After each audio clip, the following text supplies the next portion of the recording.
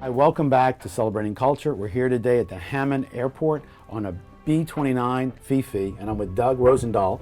Hi. Of the Commemorative Air Force. Doug, welcome to the show. It's great to be here. You guys get a lot of places you go every year. Yeah, well, the Commemorative Air Force, we have about 175 airplanes scattered all across America in about 75 wings and squadrons, and we use these airplanes as a tool to tell a story. We believe that the story of World War II and the lessons that we learned in that time period are incredibly relevant today. It's trite but true that the history we forget will be bound to relearn, and the horrific price that was paid by an entire generation of young Americans 75 years ago, it would be a travesty to let that sacrifice be in vain. So we work hard to keep those stories and those memories alive. When you go places, do you really see the connection between the young generation as they come out to grasp what that sacrifice was? Yeah, there's lots of different connections. Some people have a family member who flew, and most likely they passed on, and a lot of those guys didn't talk too much about it, and now those families would like to learn more about what they did and what happened then. Some of their family members flew maybe a B-29 or a C-47 or the particular airplane that we have at an event. And so for them to be able to climb in the airplane or maybe even go for a ride in it, see, feel, and touch and smell what it was really like is a way for them to reach back and touch their ancestor.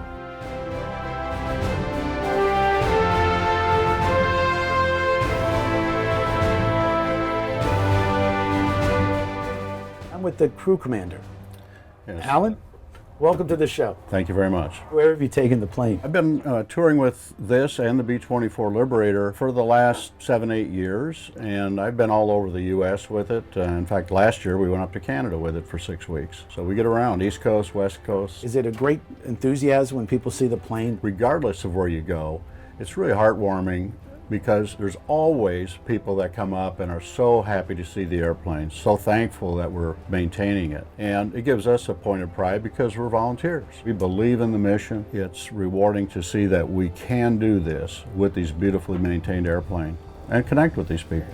Have there been any movies with B-29s? Well, this one's been in a lot of movies. The Right Stuff, you know, the Enola Gay. During the war, with the B-29s, when they go to drop their bombs, would they typically encounter a lot of anti-aircraft? You know, I'm friends really with a guy who was Central Fire Control guy. Sat in the back on the chair looking out the top. And he said there were 4 of us on the airplane who had a view of the target for hundreds of miles, and that was very difficult to look at. So coming into target, you know, minute after minute after minute, they're watching this. It's like approaching doom.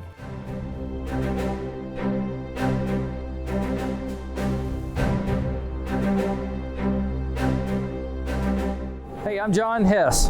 I'm one of the volunteers for the Liberty Foundation.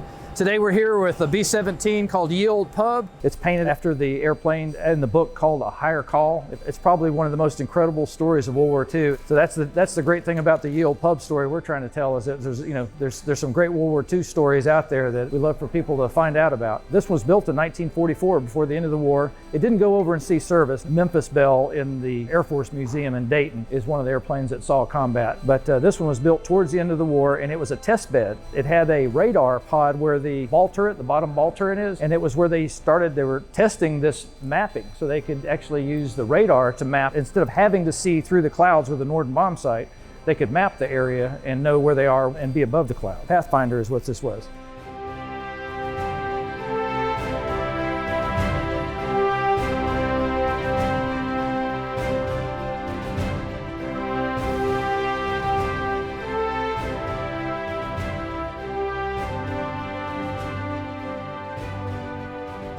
How fast does this plane go? Normal cruise for this airplane at low altitude is about 230 miles an hour. You know, in World War II, for instance, in the Pacific, when they were up at high altitude, 300 miles an hour or a little faster. By World War II standards, this is a very fast airplane.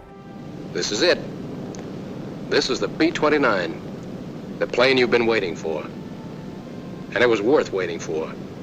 It's the biggest, fastest, mightiest heavy bomber in the world.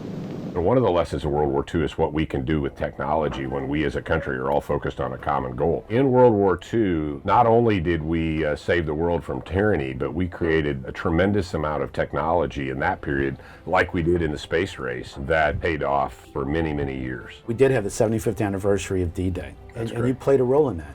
That's right. The CAF sent 2 of our airplanes along with 13 other American airplanes that flew across the North Atlantic, retraced the steps of the routes that the original C-47s flew when they were going to Normandy 75 years ago in World War II. We were fortunate enough to be able to fly down the coast at Normandy Beach in front of the U.S. and French presidents on June 6th, and that was an incredibly emotional experience for me personally as a pilot, but more importantly, it garnered a lot of national attention. And again, in a congruent with our mission, which is to keep these stories alive and make people aware.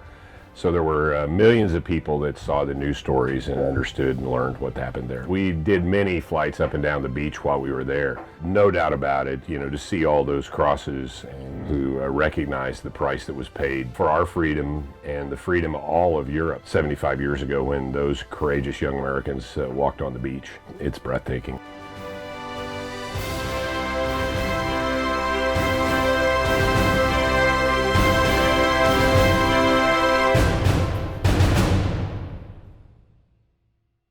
Doug, I want to thank you for being on the show, and thank you for all the Commemorative Air Force is doing throughout the country to instill in our next generation the need to protect freedom. Well, thank you, and thanks for having us on the show. And it's, we're here to share those stories, and we appreciate your help doing that. Now, if somebody wants to reach you guys, what are they? CommemorativeAirForce.org. We'll be right back with more of Celebrating Culture.